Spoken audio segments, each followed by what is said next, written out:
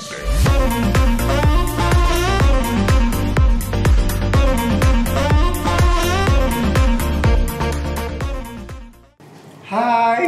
selamat siang semuanya. Aduh, selamat siang menjelang sore. Iya, menjelang sore. Semoga semua dalam keadaan sehat. Di siang hari ini tanggal 27 Juni 2020, saya Gia Partawinata hadir di Berani Bicara bersama siapa yang nggak tahu, Mbak Zaya Amirin, ya kan? Aku follow Instagramnya, ngomongin hal-hal yang orang-orang tuh nggak bakal ngomongin, tapi itu tuh harus diomongin gitu. Iya, orang malas ngomongin tapi suka melakukannya. Betul. Seperti sih? yang hari ini juga akan saya obrolin dan saya tanyakan ke ahlinya Mbak Zaya ini tentang sex liberation. Sex liberation Dan juga sex irresponsible. Kalau ngomongin seks itu kayaknya mungkin nggak cukup ya buat Instagram 1 jam ya. Gak apa-apa, kita bikin orang penasaran. Iya. Dan apalagi siang-siang gini ya Mbak. Iya. Gini Makanya seks. aku sambil minum kopi di kopi Biar gue adem. 38 dan Oh iya. adem. Di kopi gue 38 ini tempatnya cozy. Tempatnya very cozy, kopinya oke enak, benar. banget. Cuma karena lagi social distance, pas social distance sama lagi new normals, jadi misalnya kapasitasnya tuh cuma bisa separuhnya, tapi it's okay, just can hang out. Tetap bisa ya. datang dengan protokol kesehatan Of dan course, juga of course. bertanggung jawab dengan kesehatan sendiri kan. Oke, Mbak, langsung aja nih ya. Of course, let's karena do waktu it. kita terbatas. Why sex? Why sex? Like why I'm talking about sex or Yes. just why sex? Kenapa seks? Karena menurut Abraham Maslow, seks adalah kebutuhan manusia paling dasar. Bener banget. Ya, jadi kebutuhan bukan cuma langsung wah senggama gitu ya hubungan seks. No, sex is about expression, like sexpression to be precise kali ya. Yes. Jadi sexpression is about me as a woman or you are as a man gitu, how you express it. Jadi sebenarnya why sex? Karena masih banyak orang di dunia ini, udah di Jakarta aja atau di Indonesia kita ngomongnya secara lebih niche gitu. Di Indonesia masih banyak orang dia nggak mau ngomongin, dia sering melakukannya, ya. Terus kalau misalnya, apalagi yang makin nakal pikiran-pikirannya, kalau ada orang lain yang ngomongin seks langsung dihakimi, Betul. ya. Jadi kejahatan omongan itu kadang-kadang bikin gemes gitu, dan akhirnya itu yang salah satunya memicu saya untuk, I'm a sex positive person dan saya mau mengencourage orang untuk menjadi sex positif juga gitu, karena orang-orang yang sex positif adalah orang-orang yang sebenarnya happy hidupnya, jadi santai, gitu maksudnya. Dan sex positive person itu juga adalah orang yang gini loh, gue punya pilihan ini. Betul. Ini adalah orientasi seksual gue mau ekspresikan seksualitas gue sesuai dengan orientasi seksual gue dan I'm happy with it. Jadi ketika ada orang yang berbeda, harusnya itu nggak apa-apa gitu loh, bukan dihakimi, diiniin, ituin gitu segala macam. Sebenarnya why sex? Because sex give you liberation harusnya gitu. Seks itu adalah kebebasan berekspresi. Sex is about how I perceive myself, how I want to exchange sexual script gitu ya. For instance, misalnya we are a partner. Sebagai partner, aku mau punya sexual script yang bisa aku bagikan dengan aman gitu kepada partnerku, sebagaimana dia terhadap aku gitu. That's very important buat aku. Nah, orang-orang yang mampu mengekspresikan seksualitasnya dengan sehat juga adalah orang yang gak drama dan produktif. Free ya Mbak ya. Right. Gitu. Jadi salah tuh kalau ada orang yang bilang free sex itu salah. Kalau ada orang yang bilang like seks bebas itu dilarang. Woi, siapa lo? Ini mungkin ada banyak salah konsepsi kali ya dia ya. Jadi banyak orang yang berpikir ini adalah kesempatan yang paling keren di gua berani ya gini, karena di sini gue berani bilang bahwa ya gue berani bicara bahwa yang namanya seks itu adalah kebebasan. Kamu ya sebenarnya seks bebas itu adalah hak asasi manusia loh, hak asasi manusia. Jadi setiap orang itu punya kebebasan sebenarnya untuk mengekspresikan seksualitasnya sesuai dengan nilai budaya, agama, orientasi, peran gender yang dia percaya gitu. Nah, yang tidak, yang sebenarnya nggak boleh dan orang sering salah kaprah adalah seks yang beresiko. Perilaku seks yang beresiko inilah yang sering dibilang sebagai seks bebas. Salah banget. perilaku seks beresiko terhadap kehamilan, infeksi menular seksual, dan HIV/AIDS itu adalah yang kita hindari. Itu yang dihindari. Bukan seks bebasnya. Benar. Seks bebas itu hak asasi lu. Lu mau hubungan seks sama siapa, kapan, di mana, gimana caranya, apakah lu mau nunggu statusnya udah nikah atau belum, itu adalah hak lu gitu. Tapi kalau menurut almarhum Fuad Hasan gitu ya, sebagai salah satu guru besar di psikologi UI, gue percaya dia bilang bahwa yuk mari kita bebas bertanggung jawab, bukan bebas dari tanggung jawab ya gitu. Jadi bukan yang bebas-bebas aja ya. Jadi kalau dibilang seks bebas seolah-olah lu boleh nakal, lu boleh ngapain aja. No, it's not about that. Mari kita bebas untuk bertanggung jawab, bukan bebas dari tanggung jawab. That's very important. Oke. Seks yang beresiko tadi seperti apa? Seks beresiko itu adalah seks yang beresiko terhadap kehamilan, iya, infeksi menular seksual, dan HIV/AIDS gitu. Itu it's very important gitu. Jadi kalau ini bisa juga seks yang beresiko terhadap sakit hati mungkin, baper, gitu ya. Mungkin kalau misalnya kita mau ngomongin cinta satu malam, friends with benefit, sex buddy, gitu-gitu ya. Itu memang beresiko terhadap baper yang tingkat dewa gitu. Sering. Manage expectation, right? Gitu ya.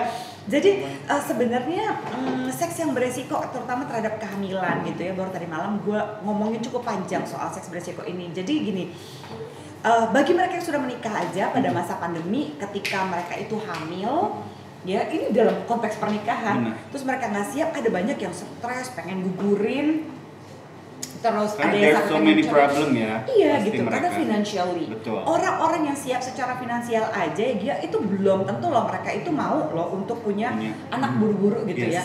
Karena punya anak itu sama kayak bangun rumah, lo kan nggak bisa kayak buka mata pagi ini, punya anak gue pengen bangun, bisa gini, gue pengen bangun rumah yuk gitu. Ya kan nggak bisa kan? Iya nggak bisa. Like it's a long term plan. Exactly gitu, terus lo nggak bisa juga kayak punya anak yuk, like, gitu. Lo tau nggak gitu, ini pernah di Instagramnya Vaginismus Indonesia ya, Dr. Robi Wicaksono tuh gue suka banget dia bilang begini lagi waktu lagi Father's Day itu ya, Father's Day-nya Amerika sih, tapi karena kita nggak punya hari ayah, kita rayain aja gitu ya untuk keriaan gitu, which is good. Dr. Robi bilang begini nih di Instagram Vaginismus Indonesia, dia bilang kalian itu nggak boleh memperlakukan anak sebagai aset. Oh, nggak boleh memperlakukan anak sebagai aset. Jadi kayak gini misalnya. Itu yang kebanyakan orang. Iya, itu pengaruh loh ke perilaku seks beresiko. Jadi kayak bisa gini, kalau lo mikir bahwa lo punya anak supaya jadi aset, supaya ada yang ngurusin lo waktu tua. Benar. Supaya ada yang ngejagain lo, atau misalnya nanti memberi nafkah lo, kayak ini lo menganggap sama yang kaya gitu. Iya, gitu. Itu kan jadi aset gitu. Tapi lo mesti memperlakukan anak itu sebagai liability gitu, liability. Artinya gini, anak itu artinya sampai di umur berapapun gue akan ngurusin dia gitu. So kita mesti memperlakukannya seperti itu, sehingga kalau gini, udahlah nggak apa-apa, banyak anak banyak rezeki. Yakin loh, lagi masa pandemi ini aja rezeki buat lo seret. Terus lo mau memberikan hal seperti apa kepada anak lo gitu? Lo bekerja untuk meyakinkan lo bahwa lo akan menjaga anak lo baik-baik aja gitu. Dia akan mendapatkan pendidikan yang layak, dia akan mendapatkan rumah yang layak, dia akan mendapatkan cinta dan juga dia deserve. Iya kan, jadi jangan kita jadi gini. Misalnya kan banyak nih orang sekarang nih ya, baru divorce, baik laki-laki ataupun perempuan, baru divorce atau udah lama sendiri, dan ngerasa aduh gue nggak sanggup nih sendirian terus, kayaknya gue mau ngangkat anak deh, atau gue pengen hamil aja deh, nggak apa-apa nggak punya partner tapi gue nggak mau punya anak gitu. Gue menentang sih itu. Berarti lu akan menjadikan anak lo itu sebagai aset lo untuk ngejagain lu supaya lu nggak sendirian. Ini kan akan ada beban yang cukup tinggi gitu untuk menjadi parents dan sebagainya. Jadi maksud gue gini, gue sangat mendukung mereka-mereka yang independen, right?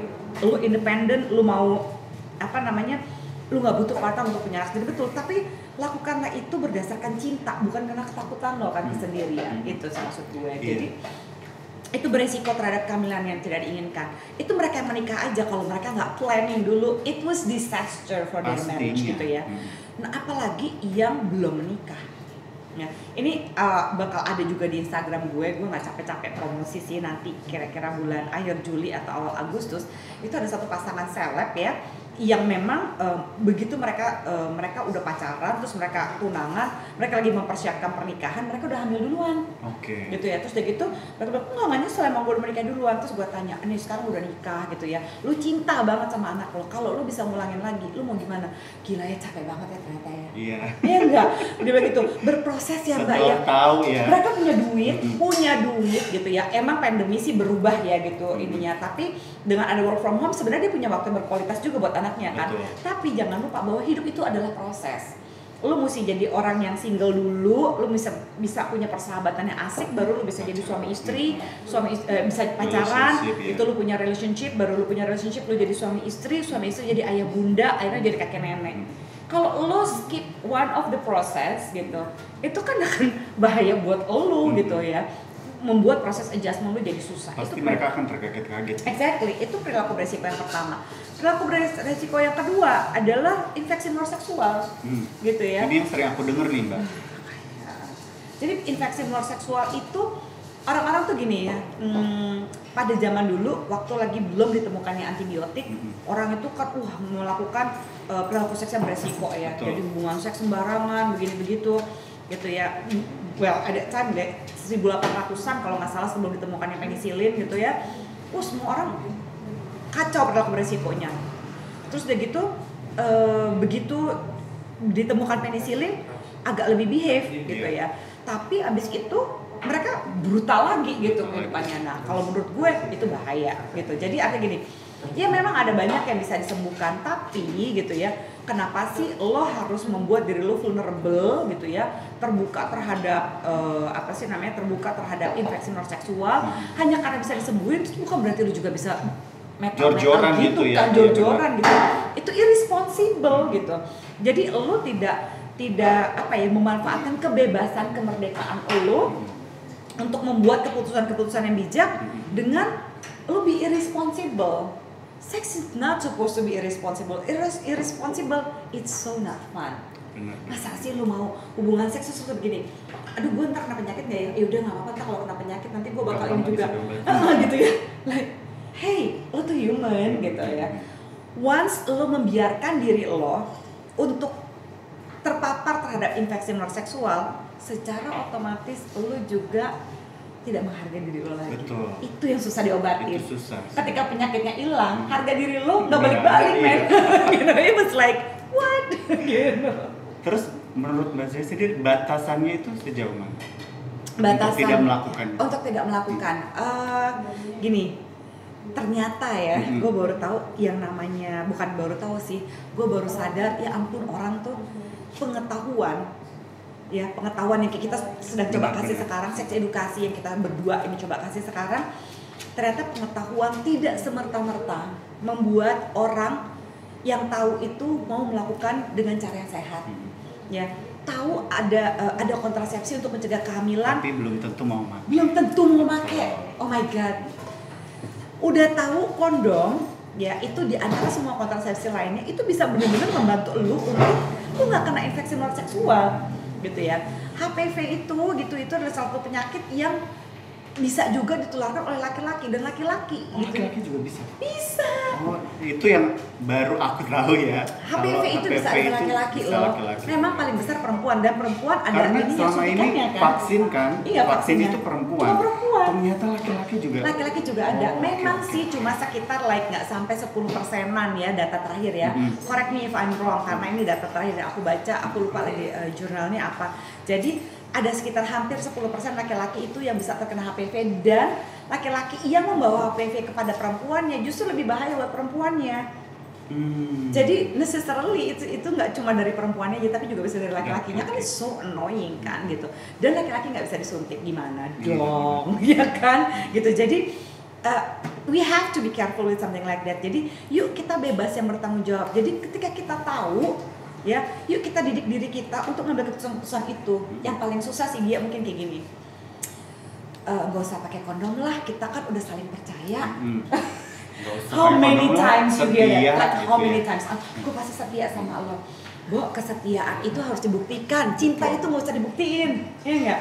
Kalau lo cinta sama orang, lo kasih cinta itu. Tapi kalau yang namanya kesetiaan lu mesti buktiin. Benar. Gitu ya, bahwa lu tuh bisa dipercaya. Caranya adalah kalau gue salah satu, lu pergi tes dong, update your sexual status. Ya kan, to make sure bahwa kalau misalnya nih gue sama dia pacaran nih, terus dia gitu bilang kita mau pacaran nih, terus kira-kira gimana ya? Oh, gue pasti setia sama lu, Zoe. Oh iya, gue juga setia sama lo. Apakah omongan gue bisa sangat-sangat diyakinkan dan dipegang? Kalau memang semua orang bisa dipegang omongannya, kenapa banyak sekali ibu-ibu rumah tangga yang terkena HIV karena suaminya nakal, jajan di luar sana, right? Irresponsible. Kalau tes itu sebaiknya berapa lama? Kalau misalnya kayak tes berapa bulan sekali? Berapa bulan sekali? Kalau gue sih, kalau memang lu seksual aktif, itu kan lu tahu lah lu pernah ngapain aja. Yang penting kalau lu udah menikah ya, gini. Jadilah orang yang bisa dipercaya sama pasangan lo. Be faithful. Dia udah pasti be faithful. Faith. That's so awesome. Cool, right? Pas bener sih. Pas banget. Harus faithful. Jadi kayak ini langsung harus faithful. Be faithful. Itu juga termasuk seks yang bertanggung jawab, bro. Itu seks yang bertanggung jawab. Jadi kalau lo in relationship gitu ya, kalau lu in relationship dan lu mau monogami, ya, be responsible, be monogamous gitu. Jangan tanggung-tanggung gitu. Di depan pasangan lo monogami, terus udah gitu di luarnya lo enggak. Kalau emang lu nggak sanggup monogami, open relationship. You know, be fair to yourself, be fair to your partner. Itu yang kadang-kadang orang nggak bisa tuh fair. Iya, nyebelin banget ya gitu. Nah ini sebabnya kenapa sih kita ter-encourage gitu untuk ngebahas ini di Gua Berani gitu. Karena kita memang harus berani bicara soal ini gitu. Jadi kalau if you have a freedom to choose any kind of sexual action, kalau lo diberikan kebebasan untuk memilih lo mau hubungan seks sama siapa dan gaya apa, itu adalah kebebasan lo, itu adalah kemerdekaan lo. Please do that. Tapi be responsible person gitu. Jadi sekali lagi gue mau ingatkan yang katanya Pak Fuad, jadilah orang yang bebas dan bertanggung jawab, bukan bebas dari tanggung jawab. It's so different.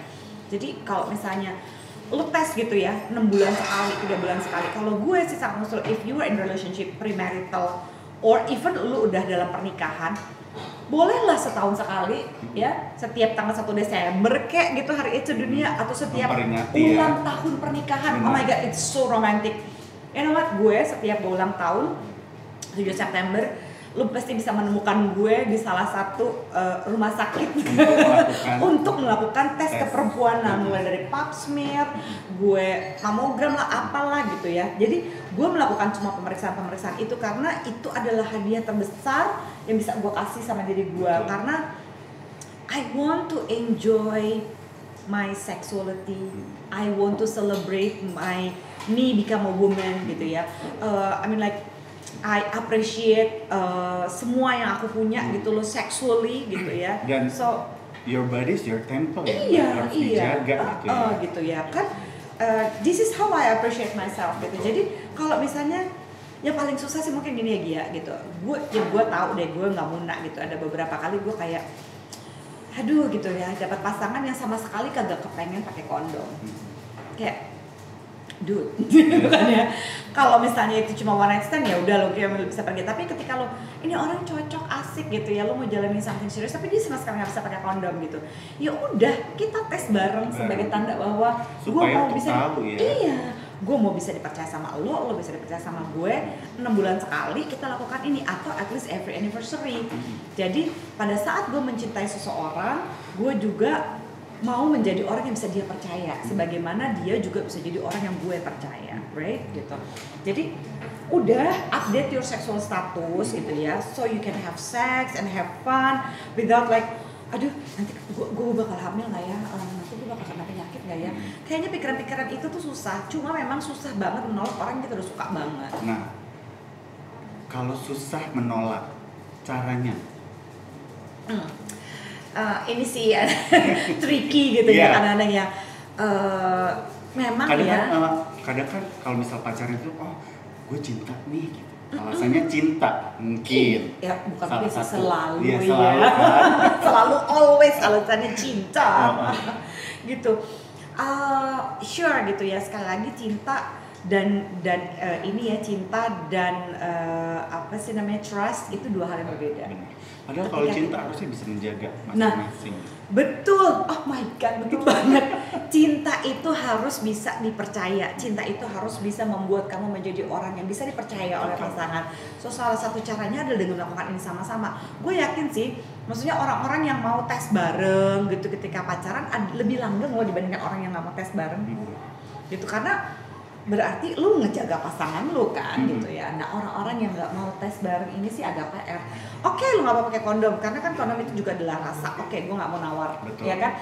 Kalau gitu gimana dong cara supaya lu percaya? Lu mesti rajin-rajin tes dan be faithful to your sexual partner gitu kan. Again be faithful ya. Again be faithful. Udah itu nggak bisa ditawar sih kalau be faithful. Harus.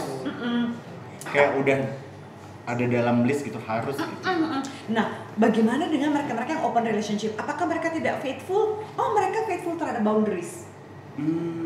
Enggak. Bener. Misalnya, gini ya, gue paling gak suka nih ada orang gitu ya, dia sebenarnya nggak bisa komitmen. Lalu mereka tuh ngomongnya seolah-olah kayak mereka itu, gue ini open relationship, gue ini polyamory, gitu ya. Terus udah gitu mereka mengatasnamakan sex liberation gitu. Gue paling males nih kayak begini nih. Jadi gue tuh orangnya sangat liberal sexually, I have a sex liberation. Terus malah jadi irresponsible karena apa? Gini, polyamory itu adalah komitmen yang bertanggung jawab dengan banyak orang. Sekali lagi komitmen. Karena banyak orang yang pikir gue polyamory, jadi gue bisa sama dia, ntar gue sama siapa lagi. Enggak, polyamory, the real polyamories justru dia tuh bener-bener saling ini satu dengan yang lain, saling memberikan batasan gue sama lu apa ya gitu. Polyamory sama open relationship itu enggak bener-bener sama loh, gitu ya. Open relationship tuh berarti mainnya misalnya gue sama dia nih open relationship ya. Kalau gue sama dia open relationship, to be responsible di antara kebebasan kita berdua untuk mengekspresikan seksualitas kita secara open, gue akan bilangin dia, kita bikin aturan yuk, gitu misalnya. Kalau gue mau kencanin orang lain, gue mau tidurin orang lain, atau lo juga mau tidurin orang lain gitu ya, lo harus melakukan dengan cara yang aman, gitu ya. Misalnya lo pakai kondom, gitu ya. Dan lu nggak boleh tidurin temen gue nggak boleh tidurin temen itu lo. Rule 101 kan? Iya dong. Kan karena kan kita mesti manage expectation sama kita mesti manage jealousy. Yes. Terus kalau misalnya emotion juga ya Mbak. Oh my God. So true, right? Gitu. Jadi misalnya gue bilang gini, dia jadi kita nggak boleh terlalu detail menceritakan kehidupan seks dari yang lain kecuali memang kita mau bertanya. Misalnya nih, namanya juga perasaan, kita nggak bisa kontrol, right? Terus gue bilang gini, dia cerita, iya kamu pernah ketemu sama cewek gini ya? Oh iya pernah gitu kan ya misalnya ya. Oh gitu. Entah kenapa ya waktu kamu ngomong kamu udah pernah sama cewek itu, kok aku kayaknya cemburu ya. Boleh nggak lu nggak boleh jangan temuin dia lagi. Nah itu kan yang bisa lu lakukan apa? Oh iya udah oke, gue langsung stop kan karena gue ini adalah yang utama. Itu open relationship gitu ya. Atau misalnya gue bilang begini, gue tahu dia bukan teman gue juga nggak gimana-gimana, tapi gue kok for some reason takut kalau lo sama si cewek itu nanti gue bakal gimana. Atau lo bilang ke gue, Zoe pokoknya siapa aja boleh lo tidurin dan yang gue nggak kenal, tapi khusus tuh cowok ini meskipun gue nggak kenal, gue takut merasa kesaingin. Atau pokoknya ya gue nggak mau aja, gue nggak mau kasih lo alasan, ya gue akan off limit itu cowok gitu for some reason. Boleh, tapi kita berdua bahas. Itu bisa dibicarakan ya? Bisa. Jadi kalau lu mau open relationship untuk lu memanfaatkan liberation lu ini sebagai something responsible person, lu bisa melakukannya dengan cara boundaries, setting boundaries. Yes. Mana yang oke, mana yang enggak. Dan pada saat misalnya gue lagi open relationship, lagi pacaran sama siapa, dia lagi sama siapa. Terus tiba-tiba misalnya gue nelfon gue lagi I need you at home. Lo harus pulang dan bertemu dengan gue di rumah gitu. Dan nggak boleh misalnya bawa pasangan-pasangan yang sampingan ini ke dalam rumah. Dan kita mesti punya kode. Itu setting boundaries. Itu adalah kebebasan yang bertanggung jawab dalam perilaku seksual. Tapi kalau polyamory, itu polyamory adalah gue punya komitmen sama dia, right? gue punya komitmen sama lo, gue punya komitmen sama dia, kita semua saling tahu. Betul. Gitu. Itu bedanya polyamory sama open relationship. Oke. So nggak bisa lo bilang gini, gue itu adalah orang polyamory, jadi kalau lo mau pacaran sama gue, ya lo siap-siap aja, gue tuh banyak sama ini itu. Enggak. Polyamory itu lo punya komitmen yang serius, being exclusive with many partner. Sekali lagi, exclusive with many partner. Jadi saat gue misalnya, gue juga mau pacaran sama Itong, gue mau pacaran sama Gia gitu. Iya, pacaran ataupun menikah, polyamory itu tetap lo tahu gue punya komitmen sama lo, dan lo juga tahu gue punya komitmen sama Itong atau sama yang lain lagi gitu. Gue juga tahu lo punya komitmen sama siapa aja. Karena semuanya tuh eksklusif but many partners. Kalau open relationship, lu cuma eksklusif, lu sama satu orang gitu ya, main partner lo, dan yang lainnya itu side dish, sampingan gitu. Itu open relationship. Itu kan kebebasan setiap orang. Mungkin banyak orang yang akan mengecam kita nih setelah ini ya. Ya sudah, kamu apa gitu, dasar nakal. Terus gitu kita langsung dibikin didosa-dosain dah ya gitu ya. Tapi kebanyakan nih Mbak, menurut pengalaman dan juga cerita teman-teman nih, open relationship itu kadang cuma berlaku di satu sisi. Kenapa? Nah, itu nggak fair. Jadi sebenarnya benar yang tadi dibilang, itu adalah irresponsible. It's totally irresponsible. Gak bisa. There's no such thing ya yang namanya open relationship cuma satu sisi. Open relationship it's about two person agree ya bahwa kita sama-sama akan punya sampingan. Relationship sampingan. Jadi kalau cuma salah satu artinya cheating. Not faithful. Not faith, ya. Oke. Kalau cuma salah satu ya nggak bisa dong. Terus gimana lo mau arrange-nya gitu. Dan kalau emang lo nggak cool terhadap situasi itu, jangan sok cool ya. Ayo gue mau dianggap sebagai orang yang terbuka dan sex liberation or I'm so bebas gitu. Bebas gitu. Jadi gue mau dalam hati gremeng like awas ya lo ya, nanti gue akan gini-gini. Itu nggak asik. Lo mesti benar-benar santai, lo mesti berproses, lo mesti ngomongin gitu. Nggak semudah itulah gitu. Nggak semudah itu. Terus kalau misal nih, ada nggak sih yang datang ke Mbak gitu untuk ngebahas masalah ini? Iya, banyak yang ngebahas. Kayak misalnya, ini kayak makin panas nih omongannya. Misalnya, Do you want to dance?